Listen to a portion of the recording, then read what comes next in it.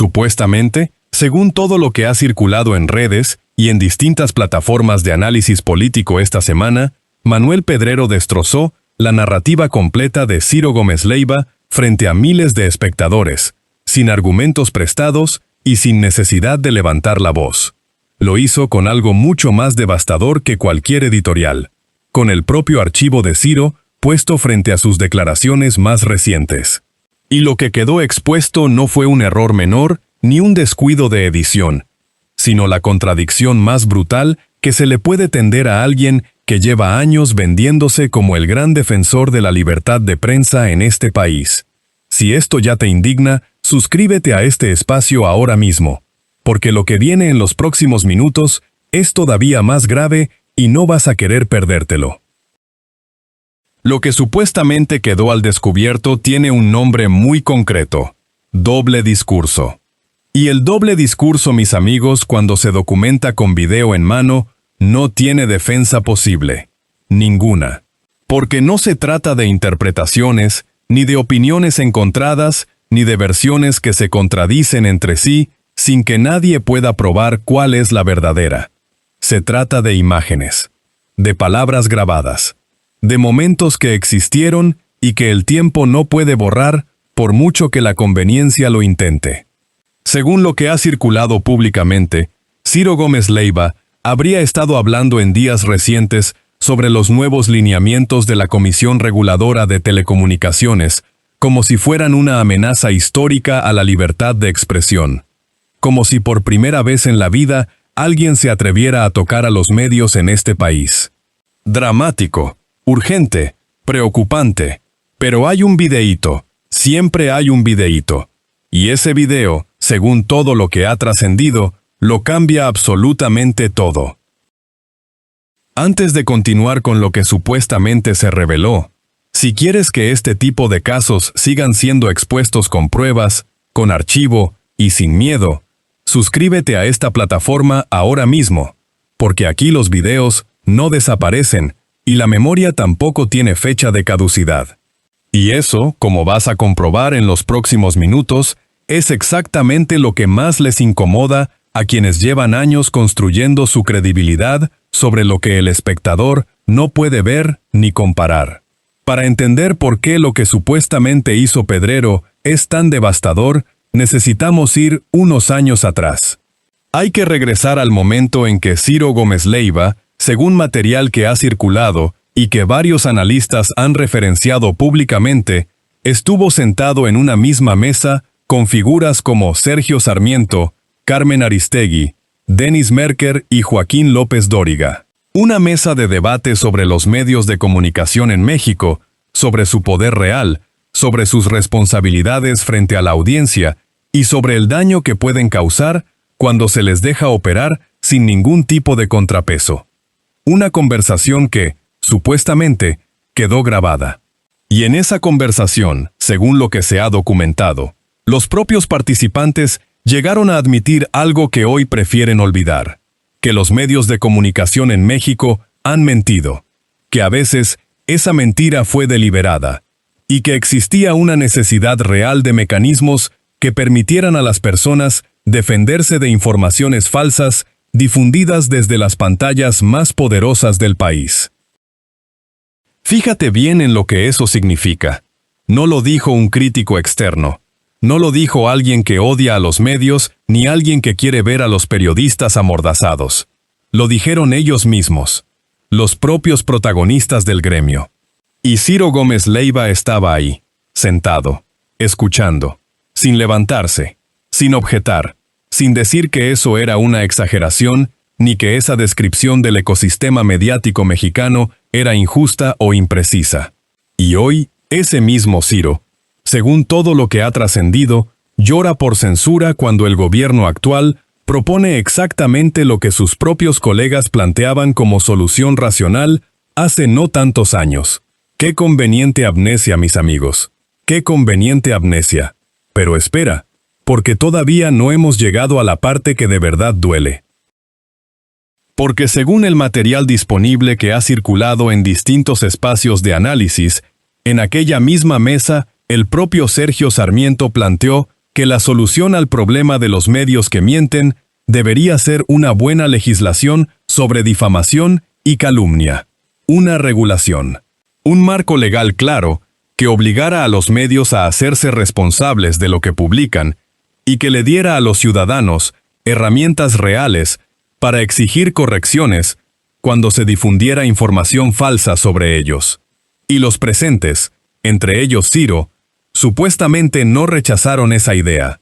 No salieron corriendo de la mesa. No dijeron que eso era una amenaza a la libertad de prensa. No gritaron censura, ni dictadura, ni silenciamiento de voces críticas. Ahora, años después, cuando esa regulación llega desde un gobierno distinto al que ellos apoyaban o toleraban, el tono cambia por completo. Ahora sí es censura. Ahora sí es una amenaza histórica sin precedente. Ahora sí hay que salir a los micrófonos con cara de víctima a poner el grito en el cielo. Y si esto no te parece una traición descarnada al espectador que los escucha cada mañana, creyendo que lo que escucha es periodismo independiente, suscríbete a este espacio para que podamos seguir llamándole a las cosas por su nombre. Porque aquí no nos cuesta ni un segundo hacerlo. Y esto no se queda ahí, amigas y amigos, porque lo que supuestamente hace que el caso se vuelva todavía más revelador es que Ciro Gómez Leiva no era un espectador pasivo en esa conversación. No era alguien que llegó por error a una mesa donde se discutían cosas que él no compartía. Era uno de los participantes activos de ese debate. Era una voz reconocida del gremio que estaba presente en el momento exacto en que sus colegas más cercanos reconocían públicamente que el sistema mediático mexicano tenía un problema grave de honestidad. Y si alguien que estuvo en esa conversación decide años después presentar cualquier intento de regulación como una amenaza histórica, sin mencionar que él mismo estuvo presente cuando los suyos pedían exactamente eso, entonces no estamos hablando de un periodista que cambió de opinión. Estamos hablando de alguien que supuestamente eligió qué parte de su propio historial recordar y cuál enterrar. Esa selección no es inocente. Nunca lo es. Y lo que Manuel Pedrero supuestamente hizo fue simplemente negarse a que ese entierro fuera silencioso. Hay un segundo elemento en todo esto, que según lo que ha circulado, convierte el caso en algo aún más difícil de defender. Porque supuestamente Ciro Gómez Leiva también habría llevado a su programa a la directora de la Comisión Reguladora de Telecomunicaciones para preguntarle sobre los nuevos lineamientos. La entrevista, según todo lo que trascendió, le sirvió para encuadrar el asunto completo como algo sin precedente. Como si la regulación de los medios fuera un invento reciente del actual gobierno diseñado específicamente para silenciar a quienes lo cuestionan. Y mientras construía ese relato frente a su audiencia, supuestamente tenía en su haber una conversación grabada en la que él mismo había estado presente cuando sus colegas más cercanos reconocían que los medios mienten deliberadamente y que debería haber mecanismos legales para corregirlo.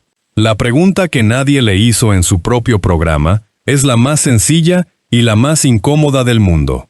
Si hace unos años, tú mismo escuchabas a figuras del gremio decir que los medios mienten y que la solución debería ser una regulación, ¿por qué ahora esa misma regulación es censura?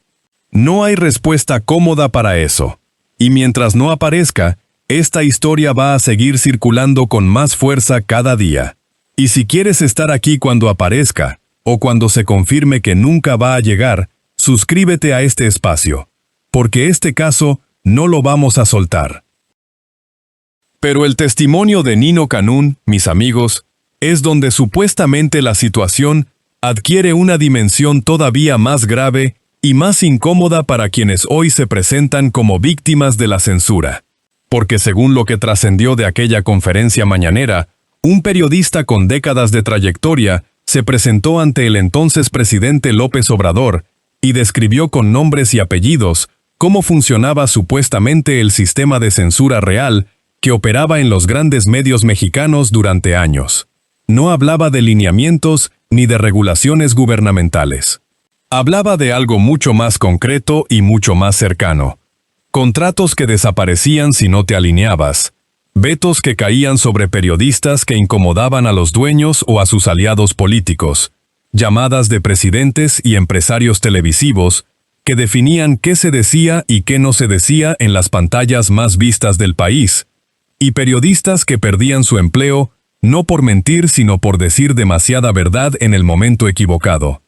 Eso es lo que Canún describió, con ese nivel de detalle, en público, y en esa misma intervención, según el registro disponible, llegó a agradecer que esos mecanismos de control supuestamente se hubieran terminado con el cambio de gobierno. Eso dijo alguien de adentro, alguien que formaba parte del gremio y que lo vivió desde dentro. Ahora bien, ya lo sabes. Los mismos medios que hoy gritan censura ante los nuevos lineamientos son, según todos los indicios disponibles, los mismos que supuestamente operaban ese sistema de exclusión que Canún describió con una precisión que no deja mucho margen para la interpretación. Y los mismos periodistas que hoy se presentan como el muro que separa a los ciudadanos del autoritarismo son, en muchos casos, los mismos que durante años trabajaron en esas estructuras sin que se les escuchara alzar la voz contra los vetos, contra los contratos condicionados, ni contra las llamadas que definían la agenda.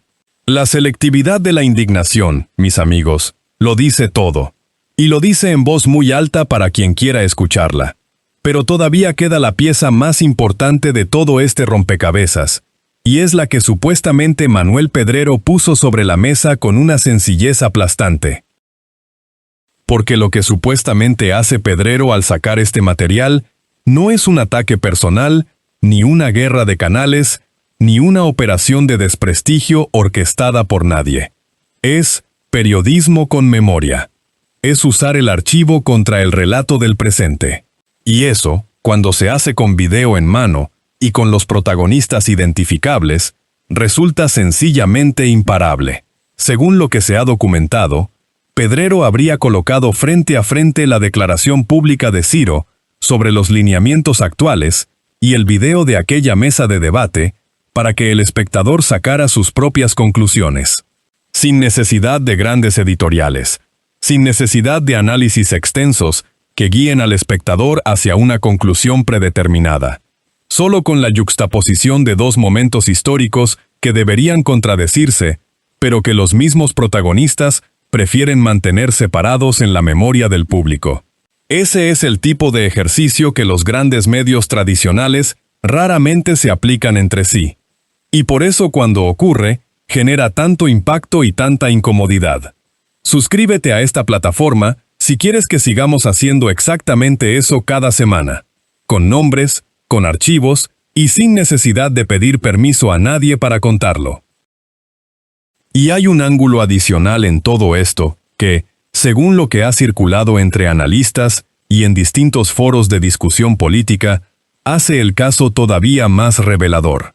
La Cámara Nacional de la Industria de Radio y Televisión supuestamente salió a pronunciarse contra los nuevos lineamientos, argumentando que podrían generar discrecionalidad gubernamental y riesgos para la libertad de expresión. Esa Cámara representa a los concesionarios, a los dueños de los medios, a quienes históricamente, según múltiples testimonios y registros públicos, supuestamente presionaron, vetaron y controlaron a periodistas cuando las condiciones políticas o comerciales les convenían.